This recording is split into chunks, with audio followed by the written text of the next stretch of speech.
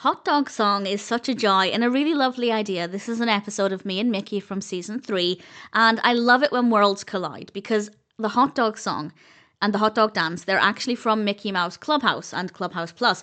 But here we have, of course, Me and Mickey, and I think they took a really fantastic approach with this because it is teaching how to do the hot dog dance, kind of, but they explain, Minnie and Mickey, they're both involved, they explain very early on that one of the great things about the hot dog dance is that you can dance to it any way you please.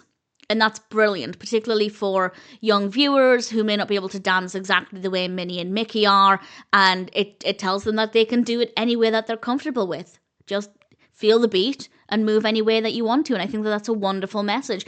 I wouldn't have had a real issue if they were teaching the viewer very specific dance steps. I don't think it would have been a problem. But by showing that you can do it any way you want, I just think that's a really brilliant approach. But then we do get to see Minnie and Mickey showing how they do it.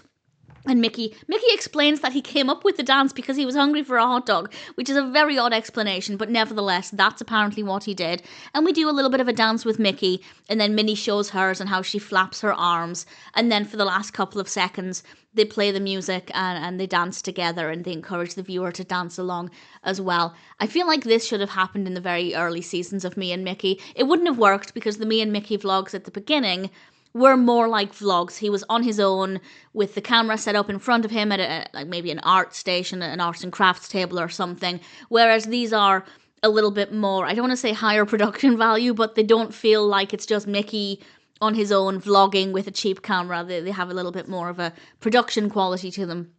But nevertheless, I think this is fantastic to have now, and it's tremendous fun. The song is great, and even if the viewer has never seen Mickey Mouse Clubhouse and they're not familiar with the song, it's still going to be good fun. The music is still playing, you can still hear it, but obviously, well, I say obviously, in my opinion, it's created with the belief that somebody watching Me and Mickey is probably going to also be watching Mickey Mouse Clubhouse. And maybe all of this time, it's gone on for many seasons, it's been on for many, many years, maybe all of this time, viewers have been trying to copy the dances of the characters, but eventually we now have instruction that says you can copy us, you can flap your arms or do whatever Mickey is doing with his hands, or you can do whatever you're comfortable with. So better late than never to deliver that message, and ultimately it's very well done.